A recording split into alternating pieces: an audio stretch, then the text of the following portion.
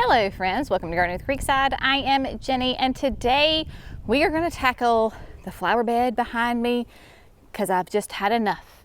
I am not one that enjoys a lot of clutter in her life, and this bed to me right now is very cluttered, and it's a lot of things need to be done to put it to bed for the winter, so we are going to tackle that today. Now I will go ahead and tell you, you might hear commotion in the background. I think you might see some people behind me. I have got Jackson, Andrew, and Reed here helping me today, and we are decluttering, cleaning up, because you know, everybody accumulates junk over a while, and so their task today is to clean up. So they are tackling behind the tractor shed, that whole area. So I've got them doing a whole host of things, cleaning up. So just ignore any sounds and people moving behind me. It is all good. Now, what are we going to do to this bed? Let's see. First of all, I've got jonquils that need to be planted that were left over. So yes, it is middle of December. We got plenty of time, no worries. In fact, it is like warm, going to be warm today. It's going to be like in the upper 70s, I think, today. It's crazy, but hence is life in North Carolina. So we've got jonquils we're going to plant. We're actually going to go ahead and trim these panicle hydrangeas. I'll explain all of that when we get to it. We're going to land and see the hydrangeas, and then last but not least, oh my goodness, we are going to mulch this bed because that is one of the things that's been driving me nuts.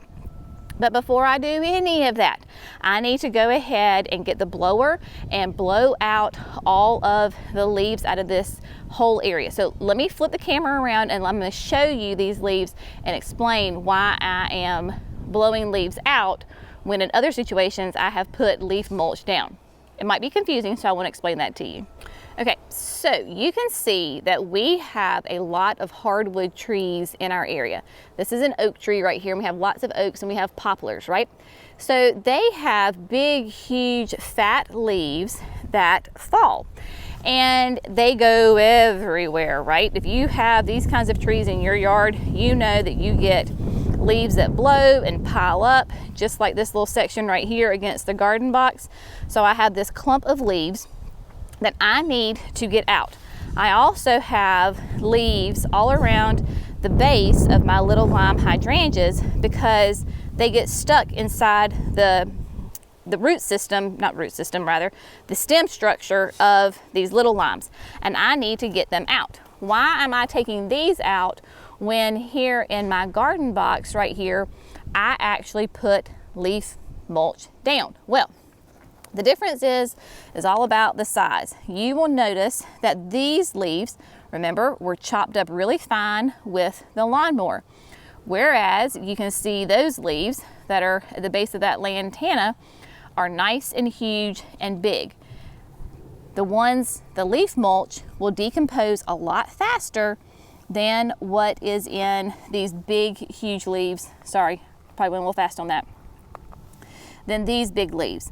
These big leaves will not decompose nearly as fast. They can harbor harmful insects, and I need to get them out. Now, I could easily blow them out, get the mower, mulch them up, and lay them back down. It's not the leaves themselves that are bad, it's just how big they are and what they're doing. Also, since we are going to be putting mulch in this section, getting these leaves out will make laying mulch a whole lot easier. So I am going to get the blower and get these leaves out of here.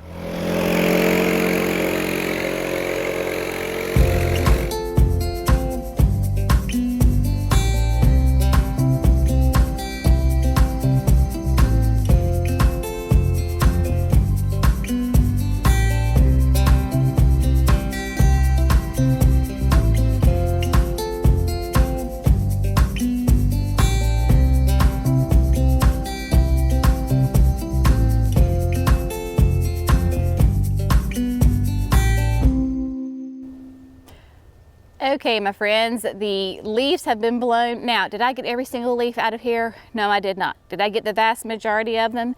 Yes, I did, especially the ones that were piled up at the base of the plants. So that's really kind of important, is to get those out of there. That way we can get some good mulch there and just makes it neater, cleaner, all those reasons that we talked about before. Now you will see over my head, I have got my Power Planter auger, I've got a bag of biotone fertilizer, and a couple of bags of jonquils. Now, the jonquils are the same jonquils that I planted over by the unique stone bench at the top of the garden boxes. I also have that exact same blend going down the whole length of this flower bed. So what I want to do is to incorporate more of them back here between like the firelights and the hollies, so forth and so on. Now, I do have biotone instead of bulb tone. I have biotone, I don't have bulb tone. So that is what we're going to go with. Use what you got. It'll be great because we're using that biotone, of course, to help those bulbs establish really great root systems. Jonquils for us here in the South are the best daffodils because they are more heat tolerant. They will naturalize, which means that they spread over time, and they will naturalize an area with them. Love that. Now, jonquils do require that sunny environment and well-drained soil. So even though we have clay soil, I'm not going to amend the soil with like pine bark fines or the black gold, anything like that, because this is on a hill, it will drain. It gets nice good sun. So we're going to go ahead and dig a lot of holes. Let me just take you up there. Let me show you what I'm talking about. Okay, I want to give you an overview of this area. So let's just start in case this is your first time being in this bed, okay? So down here at the bottom, we have the garden boxes. Then we have this first set of hydrangeas right here. Those are little lime hydrangeas. Those are panicles. Then we have a section of nothingness that is running down right here. I've decided next spring I'm going to plant the Proven Winners Edge of Night Summerific Hibiscus. Perennial hibiscus, it'll be beautiful. Then the next set we have of hydrangeas here at the top. Those are firelight hydrangeas. Again, another type of panicle hydrangea. These are on somewhat of an irrigation. We did have the little limes on irrigation, but when we planted the firelights the following 2 years, we took it off the little limes and put it on the firelights. So there is irrigation in this bed. It gets sun up to sun down. Where we are going to talk about putting these bulbs is where the auger is, and then back here is a really kind of a steep hill. We go up and you will see that we have 3 holly trees here. These are Nellie Stevens hollies. These will get nice and big. I do not prune them. I want them to get huge and give me a little bit of a tall evergreen structure. Where we're going to look at planting these jonquils is right between the firelights and the hollies, because that space will be open. It is at the tippy top of the hill, so we will be able to see it all the way down. Now, I am using, like I said, this is the Southland Grand Mixture from Van Engelen. That is where Van Engelen, however you want to say it. That is the company that I like to use. Let's see, here we go. Give you the tag, there we go. Southland Grand Mixture. It is colorful mix of mini jonquils, 16 to 20 inches tall, full to part sun. This is the bag that I had left over from the bench, and then there's 100 in here. I learned from doing over there at the bench that it's about 7 or 8 bulbs per hole. So I am just going to get my auger going and yeah, start digging holes. I am going to be using the 9-inch drill bit, and it does have the tip on the end to help me break up my clay soil. So yeah, Power Planter auger, it's the only augers we use. Love them. They're amazing, fantastic. If you need an auger, go to powerplanter.com and get what you need for your yard. So here I go.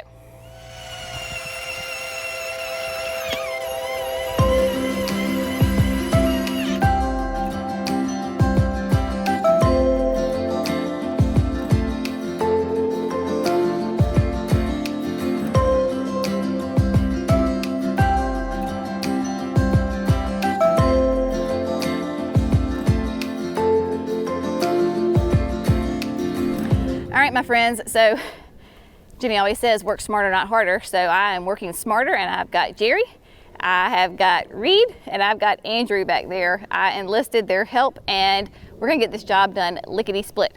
What happened is I got all the holes ogged, and I told the fellas, I said that it was either fantastic soil or it was beat you up, throw you down on the ground kind of soil. But the power planter did great.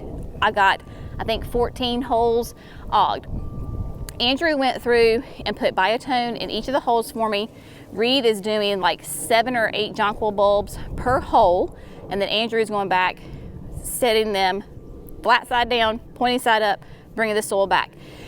Check with your bulbs as far as the depth that need to be planted. It should tell you when you get your bulbs. Jonquils are about 6 inches, and we're going to put mulch on top of here, so that includes, the 6 inches includes the soil and the mulch all together.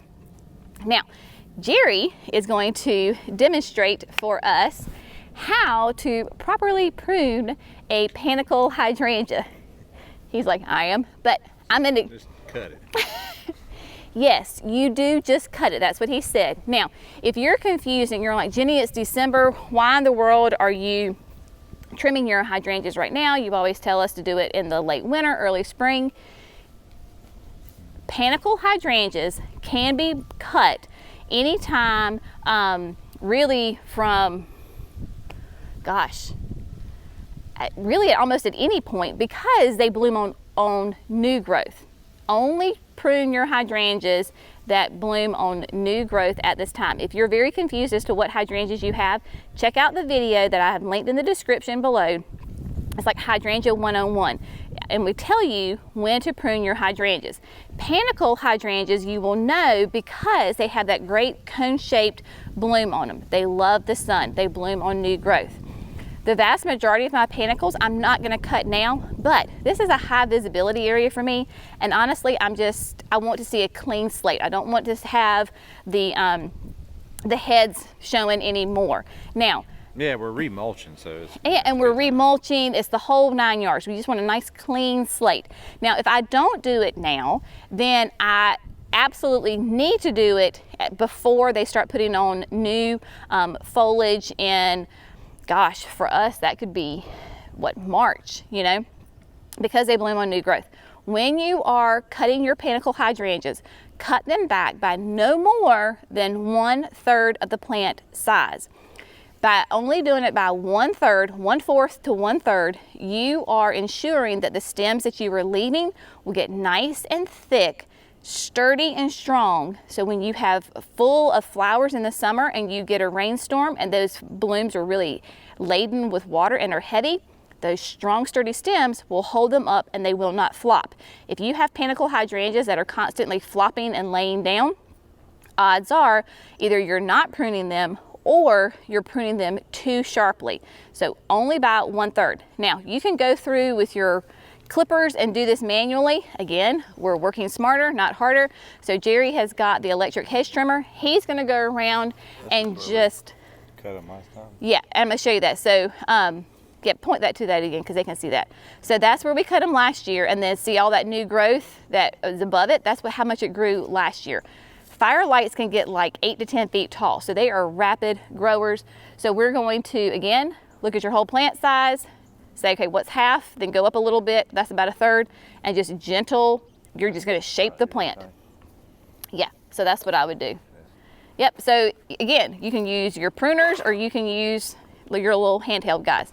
So he's just gonna go zip, zip, zip, and get all these done.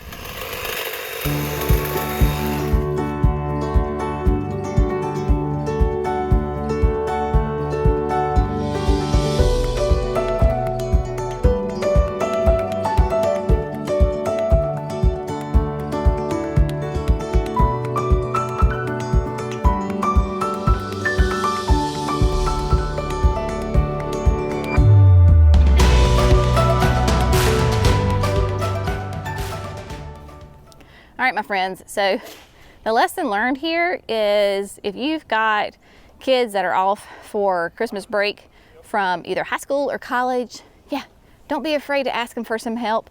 They're probably broke and need a little extra money, so take advantage of the kids that are off from school.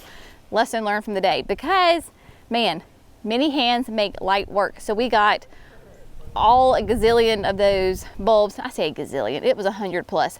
Ended up, I did 14 holes, I believe it was 14, and then we still had bulbs left over, so I ended up doing 3 more holes. They are all up in here and they are going to be stunning. Now what we are going to do is go ahead and lay down the irrigation for those hibiscus, because we're getting ready to mulch. So why not just go ahead and lay down the irrigation and connect that with the existing irrigation, so that way we don't have to worry about it come spring when we are planting the hibiscuses. So that's what Jerry's going to work on. Let me show you exactly how we're going to do it. It's super, super easy.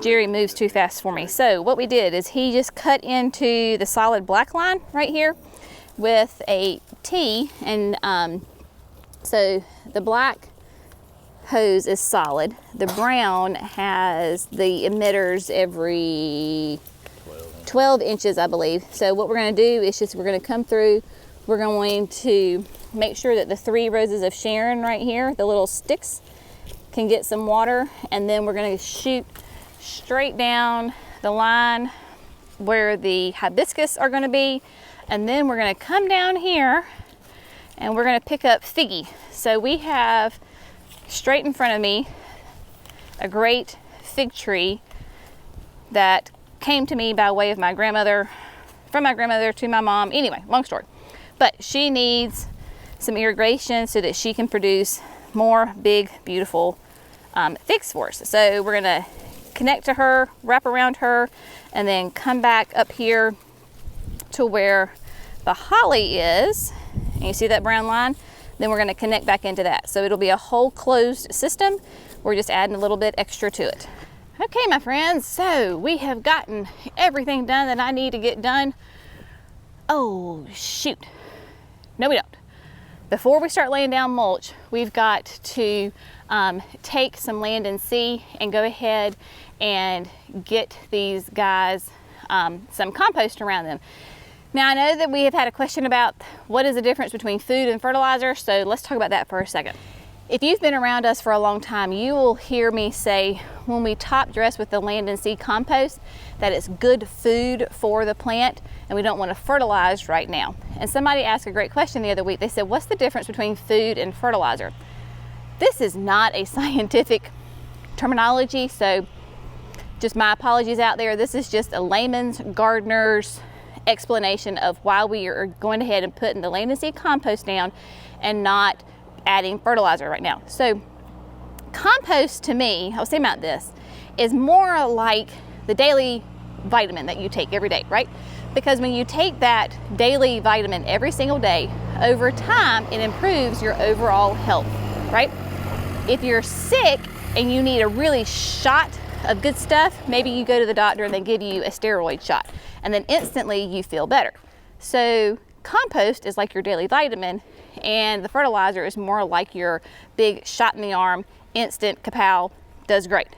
We want to add land and seed to these guys so that they have nice, slow release nutrition that goes to their roots, strong, healthy, happy plants. So before we do mulch, we've got to land and seed. I forgot to tell them that. So hold the mulch idea just for a second.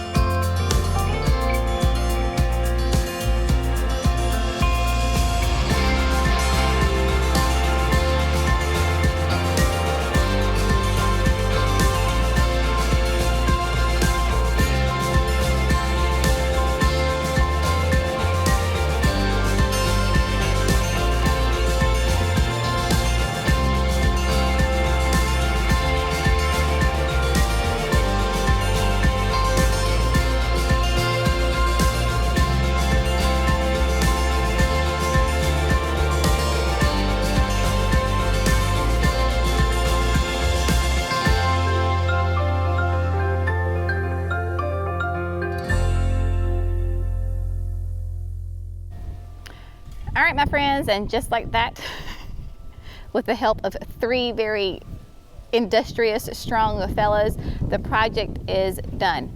I am super excited about it just because it's just clean, it's tidy, It's been put to bed, and now all we have to do is wait for spring to come. So just to recap, we got over 100 of the Southland Grand jonquil mixtures are planted up in here. They will be absolutely spectacular because they start right behind these roses of Sharon in this blank spot right in here. So there's probably like 40 or 50 right there. And then they just continue behind the firelight hydrangeas all the way up there between the firelights and the Nellie Stevens hollies. So they're all up there. But look how just nice and neat and tidy that looks. Hydrangeas have their little tips clipped off. The lavenders really pop out. Remember, Mom and I transplanted those. So they are there. Just everything is nice and neat and tidy and just looks so nice, because I see this when we pull up out of my kitchen window, the whole 9 yards. Oh, it is a glorious sight. We also went ahead and extended the mulch down from where I walk up to the little bench. So that is all mulched underneath the crepe myrtle, behind the crepe myrtle, the fig tree. We've got all that done. Of course, the irrigation is in there. So again, she is neat, she is tidy, she's buttoned up for the winter, and I could not be happier. So we are all done with this project. I appreciate you as always for watching and your support of Gardening with Creekside. I am going to feed these boys some lunch, and then we are gonna off to another project. But as always, thank you so much for Gardening with Creekside. Y'all have a fantastic day. We'll see you in the next video. Bye, friends.